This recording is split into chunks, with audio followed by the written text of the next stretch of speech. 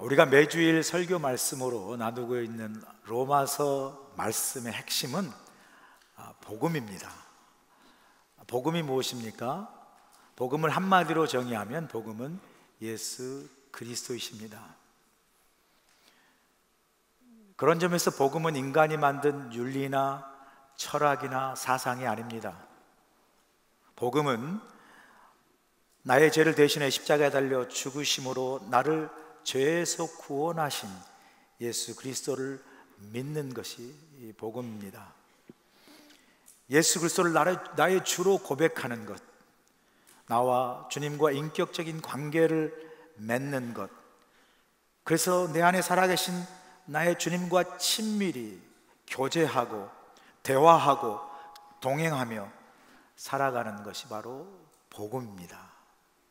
여러분, 복음은 그래서요, 인간의 지식이나 철학이나 사상이 아니라 복음은 내 안에 살아계신 주님과 내가 친밀히 인격적인 관계와 교제를 맺으며 실제적으로 살아가는 삶이 복음이다라고 말할 수 있습니다. 그러면 성경이 말하는 복음의 구체적인 내용이 무엇입니까? 성경이 선포하고 있는 복음은 하나님의 아들 예수 그리스도께서 인간과 세상을 향하여 행하신 십자가의 구속의 사건을 우리는 복음이라 또한 말합니다. 예수님이 인간과 세상을 향해서 행하신 십자가의 구속의 사건이 무엇입니까? 하나님의 아들 독생자이신 예수 그리스도가 죄 가운데 죽을 수밖에 없는 우리 인간들을 위해서 이 땅에 육신으로 임하셔서 십자가에 우리 죄를 대신하여 화목제물로 죽으심으로 죄의 권세와 그 사망 아래 죽을 수밖에 없는 우리를 구원하여 살리신 이 십자가의 구속의 사건을 우리는 복음이라 구체적으로 말할 수 있습니다. 그런 점에서 이 복음의 핵심은요, 예수님의 십자가의 죽음을 통한 구속의 사건, 이것이 복음의 핵심입니다. 그런 점에서 복음을 우리가 제대로 이해하기 위해서는 죄 때문에 죽으신 이 십자가의 구속의 사건, 다른 말로 표현하면 우리 인간의 죄에 대한 분명한 이해와 자각이 복음을 바로 이해하는 데 중요한 전제가 되는 조건입니다. 복음의 의미를 바로 깨닫기 위해서는 인간의 죄와 죄의 본성을 제대로 이해해야 한다는 말이죠. 그런 관점에서 여러분, 사도 바울 로마서의 핵심이 복음이란 말씀하지 않았습니까? 그런데 여러분이 아마 눈치채셨는지 모르겠지만 로마서 1장에 보시면 1장의 그 인사말인 서두만 제외하고는 로마서 1장, 2장, 3장까지 계속해서 한 가지 주제에 대해서 사도 바울은 말씀하고 있는 것을 우리가 보게 되지 않습니까? 1장과 2장, 3장에 걸쳐서 사도 바울이 한 가지 주제에 대해서 말씀하고 있는 그 핵심이 무엇입니까? 인간의 죄에 대한 말씀이에요. 그래서 오늘 본문 3장에 계속돼서 인간의 죄에 대한 그 논의의 최종적인 결론을 우리에게 선포해 주고 있지 않습니까? 사도 바울이 드디어 로마서 3장에서 인간의 죄에 대한 최종적인 결론이 무엇입니까? 바로 이 전제죠, 이 명제죠. 바로 하나님 앞에 모든 인간은 다 죄인이다 라는 최종적 결론을 선포하고 있는 것을 볼 수 있습니다. 본문의 3장에 와서 최종적인 결론으로 인간 모두가 다 죄인이라는 그 선언은 사도 바울이 동시에 우리 모두에게 묻고 있는 이 질문에 대한 해답 속에 담겨 있죠. 사도 바울은 오늘 본문을 통해서 우리 모두에게 묻고 있지 않습니까? 그러면 어떠하냐? 우리는 더 나으냐? 라는 이 질문에 대한 대답의 결론으로 하나님 앞에서 우리 모든 인간은 다 죄인이다 라는 최종적 결론을 선언하게 되는 것을 볼 수 있습니다.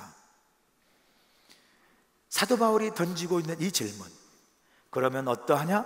우리는 더 나으냐라는 이 물음은 우리 모두가 다 하나님 앞에서 물어야 할 우리 실존적인 질문이고요, 이 질문에 대해서 우리가 정직하게 대답하고 응답한다면 하나님 앞에 우리 모두가 죄인이라는 우리 인간의 실존에 대한 정직한 고백을 우리가 드릴 수 있는 것이죠. 그래서 오늘 우리는 이 사도 바울이 던진 질문, 그러면 어떠하냐, 우리는 더 나으냐라는 이 질문 속에 담겨 있는 인간 죄에 대한 본질, 인간 죄성에 대한 본질적인 이해와 교훈을 여러분과 함께 나누려고 합니다. 그러면 어떠하냐, 우리는 더 나으냐라는 질문 속에 우리에게 제시하고 있는 인간 죄에 대한 본질, 그 교훈이 무엇입니까? 첫 번째 교훈은요, 우리 모두가 다 죄인이라는 교훈이에요. 본문 9절 보실까요? 그러면 어떠하냐? 우리는 나으냐? 결코 아니라 유대인이나 헬라인이나 다 죄 아래 있다고 우리가 이미 선언하였느니라 말씀하죠. 사도 바울은 하나님께로부터 율법을 받았다고, 그래서 택함을 받은 특별한 선민이라고 자신 스스로를 의롭게 여겼던 유대인을 향하여 아니라 유대인 너나 택함 받지 못한 이방인이나 다 똑같이 하나님 앞에서는 다 죄인이라고 그렇게 선포하고 있습니다.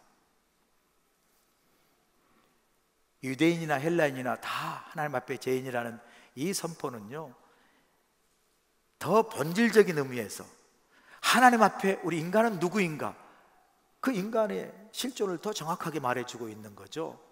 유대인이나 이방인이나, 아니 우리 모두가 다 할 거 없이 하나님 앞에서는 우리 인간의 실존이 무엇입니까? 우리가 다 하나님 앞에 죄인이라는 거죠. 우리는 하나님 앞에 우리가 다 죄인이라는 이 사도 바울의 선포 앞에 여러분이 사도 바울의 선언에 대해서 어떻게 반응하시겠습니까? 우리 모두가 다 죄인이라는 그 선포에 여러분 다 동의하실 수 있습니까? 여러분 가운데 선뜻 머리로는 알겠는데 마음으로 동의하고 싶지 않는 그런 마음이 있을 수 있습니다. 아니 내가 왜 죄인이야? 내가 무슨 죄를 지었다고? 나 죄 지은 거 없는데 라는 우리의 생각 속에 죄인이라고 낙인 찍는 이러한 선언에 대해서 그리 썩 마음에 유쾌하지 않는 그런 반응을 가질 수가 있습니다. 그런데 이건 단순한 감정적인 어떤 불쾌한 반응을 넘어서 우리가 이렇게 반응하는데 그 밑바닥에 깔려있는 중요한 이유는요, 바로 우리가 살고 있는 이 세상, 이 시대가 죄에 대한 이해를 어떻게 하느냐의 그 이해 속에 그 반응이 이유가 숨겨져 있습니다. 우리가 살고 이 시대, 이 세상은 이 죄에 대한 이해를 어떤 식으로 이해하죠? 인간적인 이해로 죄를 이해하는 것을 보게 되죠. 보통 우리가 세상에서 거론하는 죄가 뭐죠? 인간에 대한 죄죠. 그리고 사회 국가에 관한 죄, 환경이나 자연에 대한 죄를 언급하고 있지 않습니까? 그러나 이 시대에 어떤 문화도 하나님께 대한 죄에 대해서 구체적으로 언급하지 않아요. 여러분 어느 사회나 국가나 어떤 환경이 이렇게 하나님 앞에 이런 게 죄라고 그렇게 구체적으로 언급합니까? 대부분 다 인간의 죄, 사회 국가를 향한 죄, 자연 환경에 대한 죄를 언급할 뿐이죠. 그러나 성경은 모든 인간은 궁극적으로 하나님 앞에서 죄인임을 선포하고 있습니다. 이런 하나님 앞에 우리 모두가 다 죄인이라는 우리 인간적인 그 죄인된 실존을 우리가 정직하게 이해하는데 이 큰 걸림돌이 두 가지가 있는데요, 그건 우리 자신 스스로에 대한 주관적 이해 때문이에요. 우리 자신에 대한 스스로 주관적 이해가 어떤 거죠? 이런 거예요. 나 스스로 나를 볼 때 나 그렇게 나쁜 사람이 아니라는 거죠.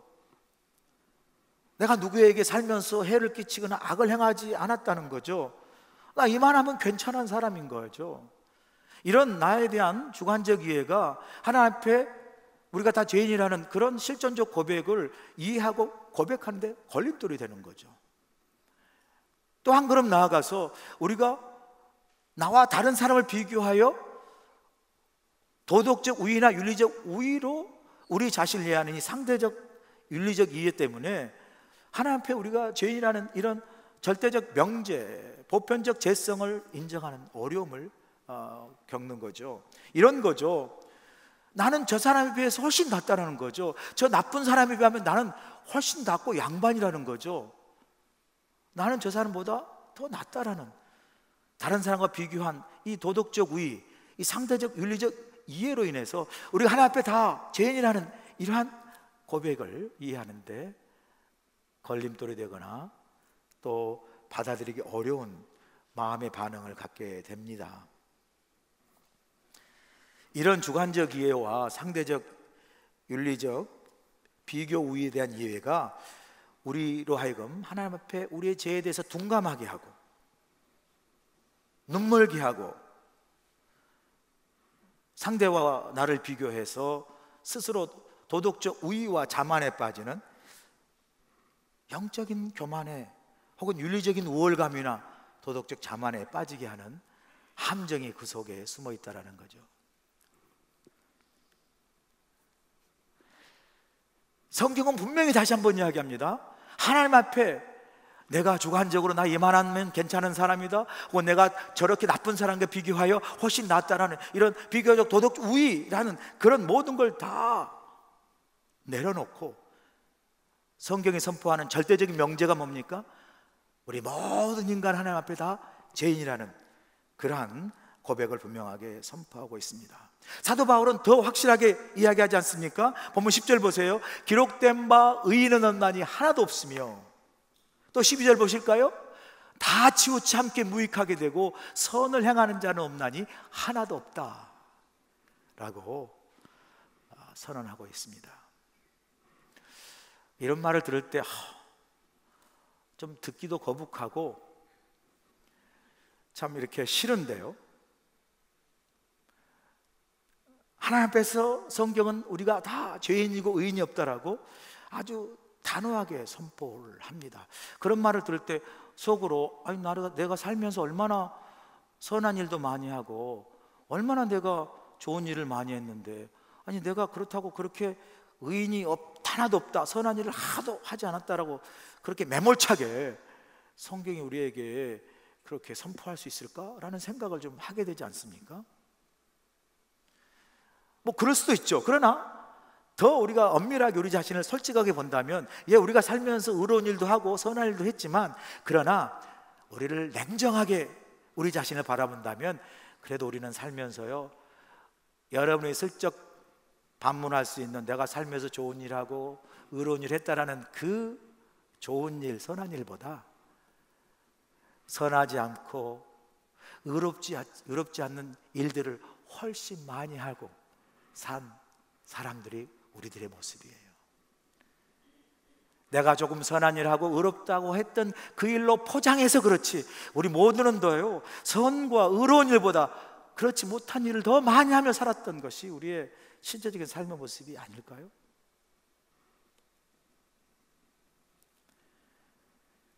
그런 점에서 하나님 앞에 이 절대적으로 명제적으로 선포하는 우리 모두 하나님 앞에 죄인이라는 이 고백 앞에 나는 아니라고 당당하게 반문하며 손을 들고 반론을 제기할 사람이 이 중에 누가 있겠습니까? 영국에서 한 청년이 장난 삼아서 런던의 유명한 20명의 인사를 뽑아서 명단을 만들어서 일제히 똑같은 시간에 똑같은 편지의 내용을 전문으로 발송했어요. 그 똑같은 시간에 보낸 편지의 내용은 아주 간단한 전문입니다. 이런 내용이에요. 모든 것이 탈로 났으니 속히 피신하기 바람. 이 간단한 전문의 내용을 똑같은 시간에 똑같은 내용의 편지로 유명인사 20명에게 보냈어요. 그 이튿날 무슨 일이 일어났을까요? 그 편지를 받은 유명인사 20명이 다 하루아침에 다 도망하여 사라졌습니다. 여러분, 이 짧은 에피소드가 던져준 메시지가 뭐죠? 아무리 밖으로 그럴듯하게 포장하여도 실상 우리 모두가 다 하나님 앞에 죄인이라는 거예요. 의인이 없나니 하나도 없다라는 이 다 죄인됨의 선포를 단적으로 보여주는 이야기 아닙니까? 우리 모두가 죄인이에요. 들킨 죄와 들키지 않는 죄만 있을 뿐이죠.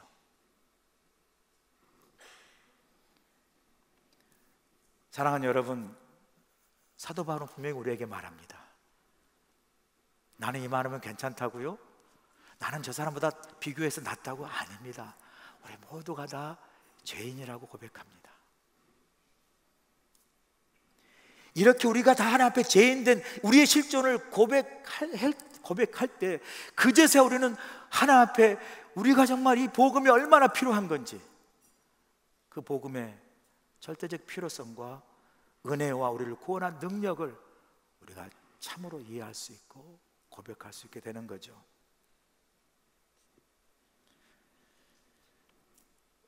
동시에 사도 바울이 던진 그러면 어떠하냐, 우리는 더 나으냐라는 이 질문은요, 동시에 우리 자신 스스로를 돌아보게 하는 자기 성찰적 질문이라는 것을 우리가 깨닫게 되죠. 저는 이 사도 바울이 던진 질문을 보면서 역시 사도 바울은 참 믿음의 그릇이 큰 사람이구나, 역시 사도 바울은 믿음의 성숙함을 가진 사도구나, 위대한 사도구나라는 것을 우리가 알 수 있지 않습니까? 그러면 어떠하냐, 우리는 더 나으냐라는 이 고백 속에 사도 바울이 목회자로서 이 편지를 받는 수신자인 로마 성도를 향해서 그러면 너는 어떠하냐, 너는 나으냐라는 로마 성도들을 향한 판단과 비교를 한 그런 그 외침보다 이 질문은 오히려 로마 성도의 뿐만 아니라 사도 바울 자기 자신을 향해서 향하는 자기 성찰적 질문인 것을 우리가 알 수 있죠. 로마 교회를 향해서 그러면 너는 더 나으냐란 보다도 더 목회자인 자기 자신이 로마 교인들 앞에 그러면 나는 너희들과 비교하여 더 나으냐라는 자기 성찰적 질문을 자기를 향하여 던진다는 것, 이거는요 늘 남을 바라보고 판단하고 비판하고 정죄에 익숙한 우리에게는 참으로 낯설지만 아주 배워야 할 큰 그릇의 믿음, 성숙한 믿음의 자세를 우리가 보게 되지 않습니까? 솔직히 우리 다 인정하지 않을 수 없죠. 우리는요 참 다른 사람 잘못이나 실수나 참을 참 판단하고 비판하고 정죄하는데 달인들이에요. 달인들. 생활의 달인만 있는 거 아니에요, 여러분? 이 남의 잘못을 보고 판단하고 막 비판하고, 여기 우리 명수들이고 달인들이에요. 아니라고 좀 또 이렇게 또 누가 막 헛기침까지 하시고 아닐 수 있지만 저는 그렇게 생각해요.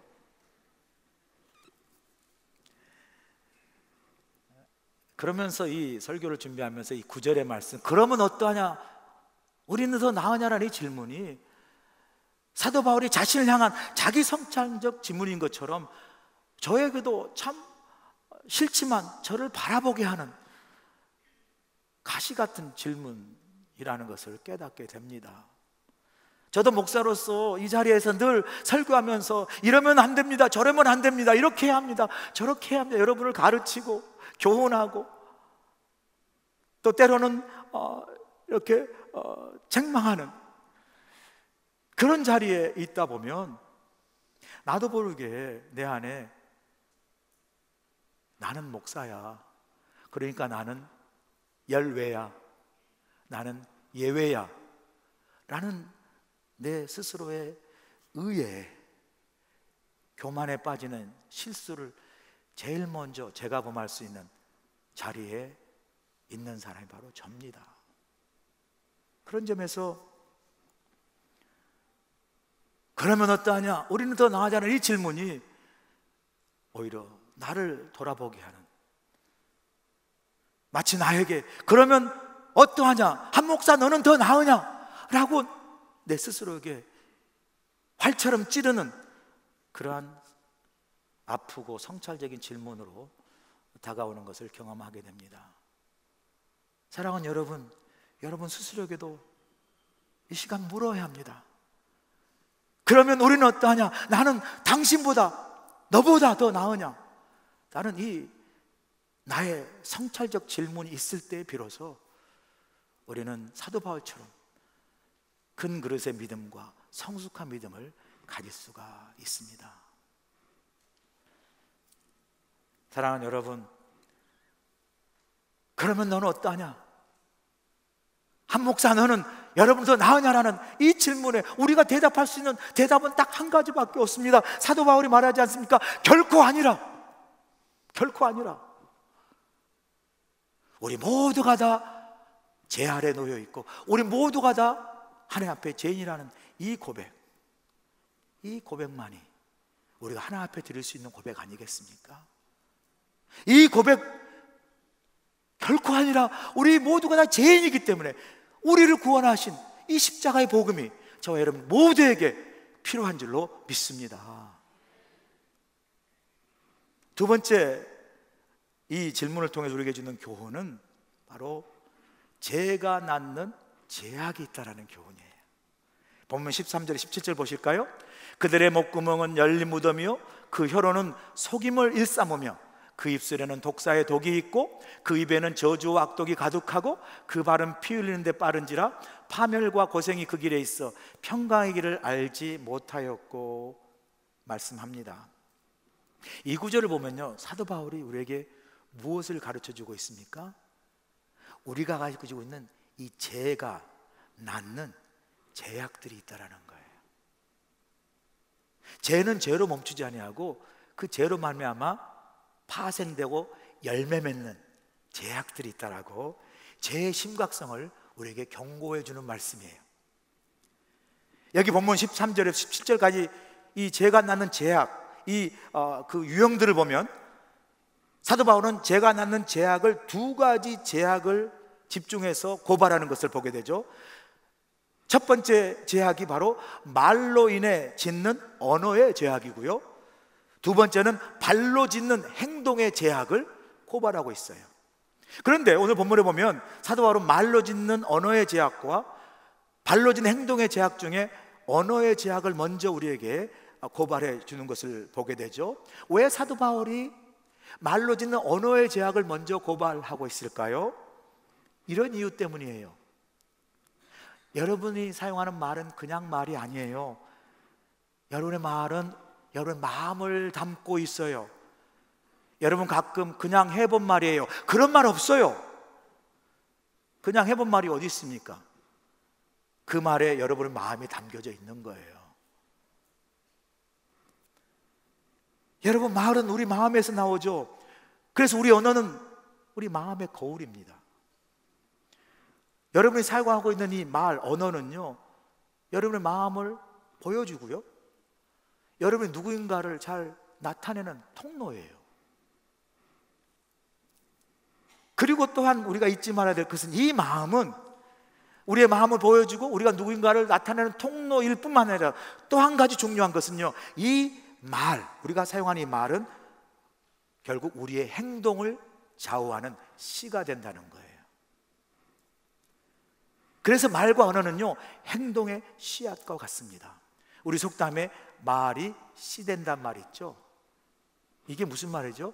너가 한 말대로 그대로 이루어진다라는 경고죠. 말을 함부로 사용하지 말라는 거죠. 말대로 이루어지기 때문입니다. 말이요, 언어의 죄악이 발로 걷듯 실제로 우리 삶에 일어나는 행동이 되는 씨앗이, 그 행동의 씨앗이 되는 그러한 능력을 갖고 있기 때문에 사도 바울은 언어의 죄악, 이 말로 인한 언어의 죄악을 먼저 다루는 것을 보게 됩니다. 이 언어의 죄악을 한번 다시 볼까요? 본문 13, 14절에 나와 있지 않습니까? 그들의 목구멍은 열린 무덤이요 그 혀로는 속임을 일삼으며 그 입술에는 독사의 독이 있고 그 입에는 저주와 악독이 가득하다라고 이야기합니다. 여기는 말로 짓는 언어의 제약된 모습이죠. 그런데 그냥 나열된 게 아니고 잘 관찰해 보면 이 말로 짓는 언어가 어떤 형태로 인해서 어떤 단계를 통해서 죄로 열매 맺는가를 잘 보여주고 있지 않습니까? 이 말로 인한 언어의 제약의 단계가 가만 보니까 어떻게 시작됩니까? 목구멍을 시작으로 혀, 입술, 입의 순서로 말의 제약된 모습으로 열매 맺어가는 것을 우리가 보게 됩니다. 특별히 사도 바울은 그 언어로 짓는 죄악, 말로 짓는 죄악을 어떻게 표현하냐면요, 목구멍을 통해서 목구멍을 열린 무덤이라고 이야기해요. 열린 무덤. 여러분, 이스라엘의 중동 지역에서는 한국처럼 땅을 파고 관을 묻고 흙을 덮는 봉분이 아니라 그냥 바위 벽을 동굴 뚫어가지고 거기에 시신을 넣고 바위로 문을 닫는 거거든요. 그런데 생각해 보세요. 중동 지역이 얼마나 덥습니까? 그러니 시신을 딱 동굴에 넣고 돌을 닫는다 해도요, 그 더운 날씨에 시체가 썩는 악취가 얼마나 심하게 새어나오겠습니까? 그래서요, 거기 그 냄새가 새어나지 못하도록 그 하얀 석회를 발라버려요. 보기에는 하얗게 석회 칠했지만 안에는 썩은 냄새와 뼈로 가득하다는 거죠. 그래서 예수님은 그 바리새인에게서 이 회칠한 무덤과 같다라고 아주 강하게 책망하지 않습니까? 그런 연유 때문에 그런 겁니다. 그런데 사도 바울은 이 말로 짓는 언어의 제약을 그 열린 무덤과 같이 표현한 거예요. 무덤이 열리면 그 안에서 얼마나 많은 악취가 나오겠습니까? 우리 목구멍을 통해서 나온 말 가운데 아주 향기로운 말이 있는가 하면, 듣기도 좋고 참 향기롭고 유익한 말이 있는가 하면, 반면에 마치 열린 무덤처럼 그 무덤을 열린 문을 통해서 악취가 나온 것처럼 우리 말로 짓는 언어의 제약이 이와 같다라는 거예요. 그러고 보면 한번 우리 돌아볼까요? 우리가 살면서 마치 열린 무덤과 같은 악취가 나는, 향기가 아닌 악취가 나는 그런 말들을 우리가 사용하지 않았을까요? 악취가 나는 말이 어떤 말이겠어요? 남을 헐뜯고 비판하고 중상하고 모략하고 시기하고 상처 주는 말, 이걸 어떻게 향기로운 말이라 하겠어요? 마치 열린 무덤에서 나는 악취와 같은 말로 표현할 수 있지 않겠습니까?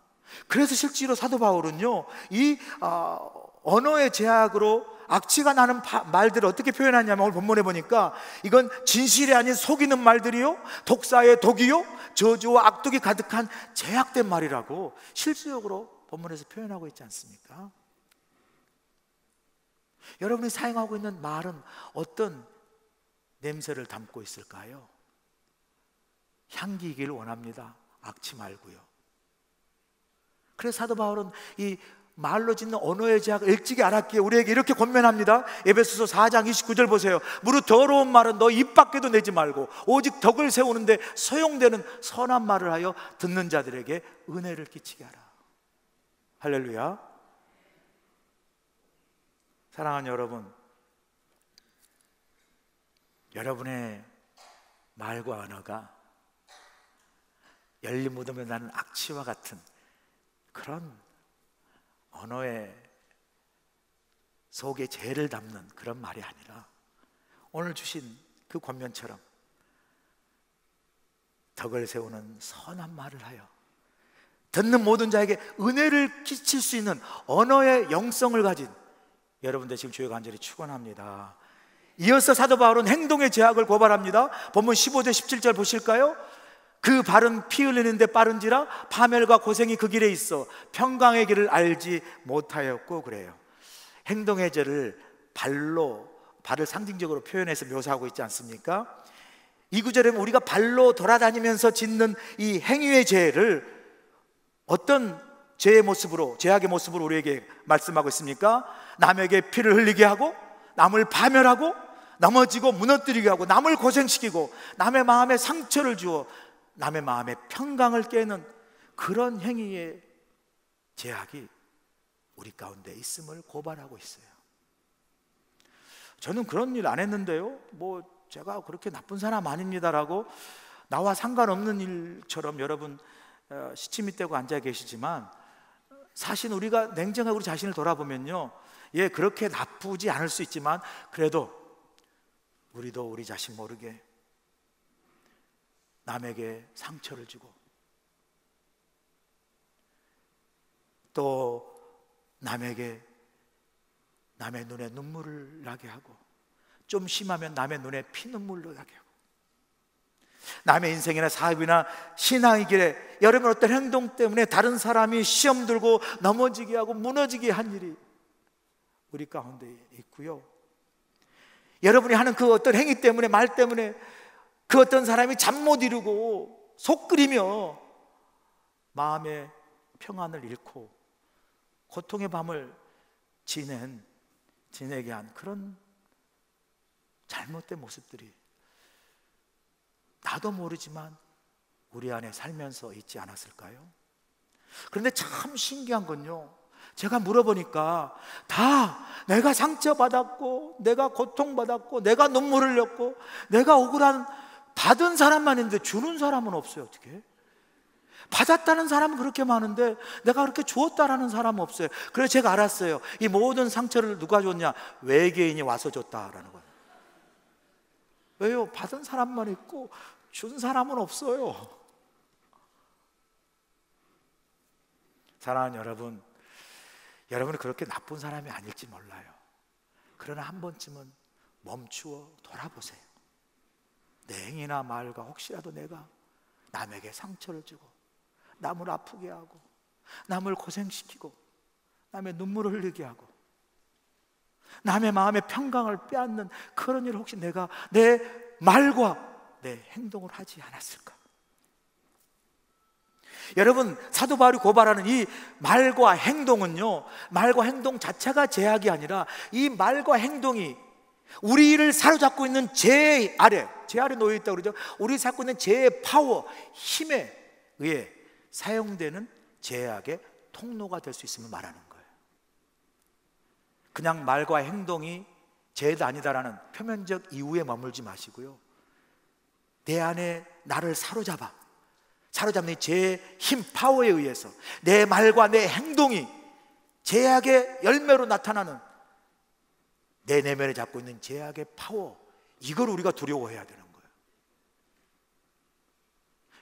제가 이번 비셔 컨보케이션에 목사님들과 모여서 이제 컨퍼런스를 하고 돌아왔는데, 컨퍼런스 하는 중에 제가 깜짝 놀랄 소식을 들었어요.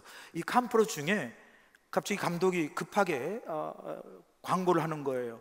우리가 잘 아는 한국 목사님 아들이 라스베가스에서 방금 권총으로 자살을 했다라는 거예요. 깜짝 놀라요. 그분이 우리 하와이에서 얼마 전까지 같이 미국 교회 목회를 하시고 금방 본토에 가신 지 얼마 안 돼 우리 한국 목사님이세요. 저랑 너무나 잘 알고 제가 그 아들을 알아요.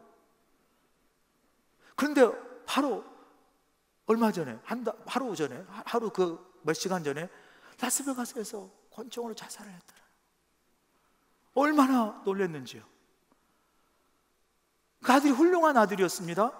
잘 자랐고요, 또 미국 군대에 가서 아프가니스탄 가가지고 실제적으로 전쟁을 하며 3년 동안 복무했던 아주 훌륭한 군인이고 훌륭한 청년이었어요. 그런데 스스로 권총으로 자살을 한 거예요. 이유를 알아보니까 가족들도 몰랐어요. 아버지도 얼마 전까지 아들이 와서 웃고 같이 식사했다고 그래요. 딸도 또 누나에게도 누나 나 괜찮아 하면서 전화 끊고 3분 후에 그렇게 권총으로 스스로 목숨을 끊었습니다. 아무도 몰랐던 거 뭔지 아세요? PTSD예요. Post Trauma Stress Disorder라고 그러죠. 전쟁 트라우마 외상 증후군이에요. 이분이 전쟁할 때, 이 아들이 전쟁할 때 그냥 적군을 사살해 죽여야 되잖아요. 그렇지 않으면 내가 죽고 내 눈앞에 동료가 죽는 그 전쟁의 그 상황 속에서 사람이 죽고 죽이는 트라우마를 경험한 거예요. 제대하고 나서도 그 트라우마의 PTSD, 전쟁 외상 증후 그 트라우마에 갇혀가지고 너무 고통스러웠던 거예요. 아무도 몰랐지만 그 전쟁의 그 트라우마 증후군에 사로잡혀서 고통 가운데 견디다 못해 스스로 목숨을 끊은 거예요. 제가 목사님 전화했더니 너무 슬퍼하시고, 남에게 일어난 줄 알았는 일이 나에게 일어나니까 목사님 나도 너무 힘들다라고 말하는 걸 대화하면서 참 제가 위로를 하고 돌아왔습니다만, 전쟁의 외상 증후군에 사로잡혀도 견디다 못해 목숨을 끊은 모습을 보면서 여러분 상상해 보세요. 우리가 알든 알지 못하든 우리가 제 아래, 제 힘의 아래 놓여서 신음하고 있는, 우리 마음과 영혼이 신음하고 있을 때 그 고통을 여러분 깨달을 수 있나요? 우리가 보기 전에 하나님이 우리가 죄 아래 놓여 있는 그 영혼과 우리 삶의 고통을 보시고 먼저 아들을 보내 십자가 날 죽게 하심으로 우리를 그 죄의 강한 영향력, 사망의 권세에서 우리를 복음으로 구원해 주신 줄로 믿습니다. 이게 복음의 은혜의 능력인 거예요. 우리 안에 혹시라도 우리 마음을 사로잡고 있는 어떤 죄가 여러분 안에 있습니까? 양심의 가책이 있습니까? 죄책감이 있습니까? 죄의식이 있습니까? 여러분, 우리 힘으로 이길 수 없어요. 그 죄의 힘이 워낙 강합니다. 그러기에 이 시간 예수 그리스도 십자가의 복음의 은혜와 능력 앞에 다 고백하고 내어놓음으로 죄에서 자유함을 얻고 용서함의 은혜를 이 시간 우리 모두 경험할 수 있게 주님으로 간절히 축원합니다. 세 번째, 마지막으로 그럼 어떠한 우리는 다 나으냐라는 그 질문을 통해 준 교훈은 뭡니까? 죄의 본질은 하나님을 두려워하지 않는 것에 있다라는 거예요. 본문 18절 보세요. 그들의 눈앞에 하나님을 두려워함이 없느니라 함과 같으니라 말씀하죠. 사도 바울은 분명히 우리에게 말합니다. 인간이 악해서 죄를 짓는 것이 아니라 우리가 짓는 죄의 본질은 뭐죠? 하나님을 두려워하지 않는 거라는 거예요. 하나님 앞에서 하나님을 두려워하지 않는다는 거죠. 눈앞에서. 우리가 누군가 싸울 때 어떤 사람 막 이성을 잃고 싸우잖아요. 막 분노하고 그럴 때 우리 뭐라고, 와, 저 사람 눈에 보이는 게 없다라고 이야기하잖아요. 또 막 실질적으로 싸우는 당사자가 막 자기가 막 대단한 사람이라고 이야기할 때 나 시방 지금 눈에 보이는 게 없다라고 그러면 싸우잖아요. 막 그죠? 우리가요 하나님 앞에 죄를 짓는 그 죄인들의 모든 공통적인 속성이 뭐예요? 모두가 다 악하다는 속성이 아니라, 공통점이 아니라 모두가 다 뭐예요? 눈앞에서 하나님을 두려워하지 않기 때문이에요. 제가 이번 LA에서 이제 그 비샵 간북회에서 컨퍼런스 목회자 컨퍼런스 참여하면서 차를 이제 빌리고 LA 다운타운 운전하는데, 오래간만에 다운타운 가니까 다운타운이 이렇게 골목이 많아요. 그래서 이제 차를 빌려서 싹 가는데 가다 보니까 이게 제가 스탑 사인을 쓰지 못하고 지나간 거예요. 그러니까 지나가 보니까 스탑 사인이 있더라고요. 아유, 스탑 사인 그냥 안 서고 지나갔네. 아유, 큰일 날 뻔했다. 그런데 진짜 큰일 났어요. 왜냐하면 뒤에서 뿅뿅뿅 하고 그냥 바로 교통경찰이 달려오는 거예요. 나는 있는지도 몰랐어요. 와, 얼마나 놀랐는지. 몇 년 만에 잡혀본 교통경찰이라요 정신이 하나도 없더라고. 그래가지고 덜덜 떨고 있는데 딱 그냥 그 모터사이클 타가지고 딱 선글라스 쓰고 오는데 막 손이 떨리더라고 제가. 그래서 제가 또 착한 게 보이려고 오는 길에 빨리 지갑에 꺼내가지고 운전 주려니까 오더니 손 올려! 그래서 손을 딱 올렸어요 제가. 나는 빨리 주려고 했는데 그것도 모르고 막 손 올렸다는 거 아니에요. 아유, 진짜 놀랐어요. 손 올리라고 소리 지는데요.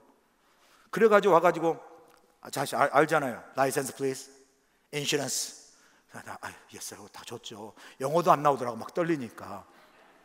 줬어요. 그래서 가가지고 막 와가지고 이제 딱 적고요. 막 이래가지고 딱 와가지고 딱 티켓을 주는데 I'll give you warning this time. 다 그러고 주는 거예요. 와, 할렐루야, 놀렐루야. 막 그러면서 제가 할렐루야 그러고 그냥 경찰 그 문에 손은 못 잡고 손을 이러면서 Thank you very much, God bless you. 막 그러면서 내가 땡큐를 너무 많이 했더니 That's enough. 그러더라고요. 내가 얼마나 땡큐를 많이 했는지 진짜 막 너무 감사해 땡큐 했어요.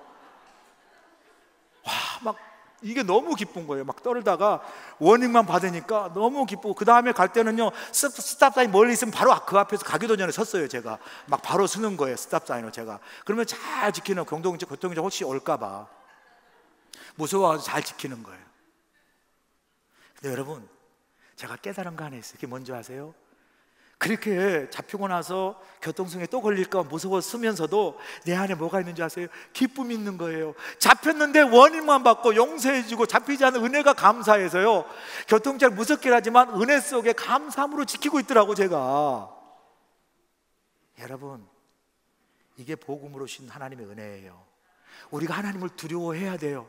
하나님을 두려워해서 뭐 벌 받을까봐, 저주 받을까, 죄를 짓지 않는 그런 게 아니라 이미 죄인된 우리를 하나님께서 티켓 받아야에도 불구하고 원익으로 용서함을 주신 그 은혜가 감사하는 마음으로, 단순한 두려움이 아니라 그 은혜에 감사하는 존중과 경외하는 마음으로 기쁘게 우리가 하나님 앞에 하나님을 두려워하면서 죄를 이겨나가는 삶이 우리 복음을 믿는 우리 그리스도의 삶인 줄 믿습니다.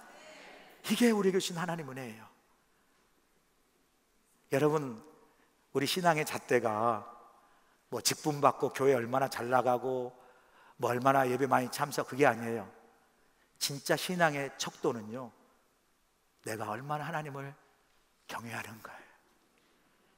내가 얼마나 하나님의 은혜에 감사하고, 죄임에도 불구하고 복음으로 구원해 주신 그 하나님의 은혜에 감사하며 그 은혜 속에 내가 얼마나 하나님을 존중하고 레버런스 경외하면서 내가 오늘 내 삶을 살아가고 있는가. 이 하나님을 두려워하는 이 경외감이 저와 여러분에게 풍성히 뭘 간절히 소원합니다. 이 경외감, 하나님 은혜 속에 지키는 그 하나님의 향한 경외감이, 두려움이, 오늘 내가 죄를 지어도 내일은 그 하나님을 경외하는 그 경외함과 그 은혜가 나로 하여금 죄를 이기고 살아가게 하는 능력이 되는 것, 이것이 진정으로 하나님을 경외하는 두려움인 줄로 믿습니다.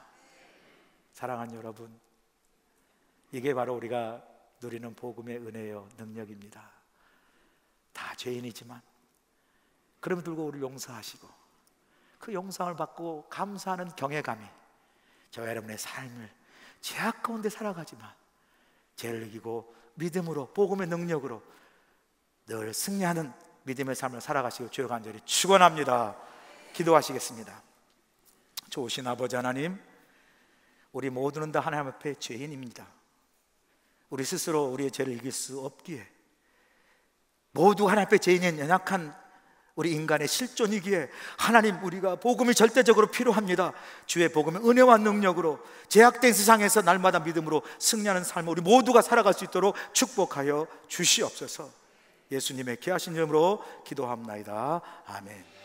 이제는 우리 주 예수 그리스도의 크신 은혜와 우리 하나님 아버지의 무한하신 사랑하심과 성령님의 감화 감동 역사하심이 우리 모두가 다 하나님 앞에 죄인임에도 불구하고 우리 스스로 우리 죄를 구원할 수 없음에도 불구하고 십자가 날 죽기까지 우리를 사랑하시고 우리를 죄 가운데 구원하신 이 복음의 은혜와 능력으로 세상에 나아가 죄를 이기고 믿음으로 승리하는 삶을 모두가 살아갈 수 있도록 함께하여 주시옵기를 예수님의 귀하신 받들어 간절히 축원하옵나이다. 아멘.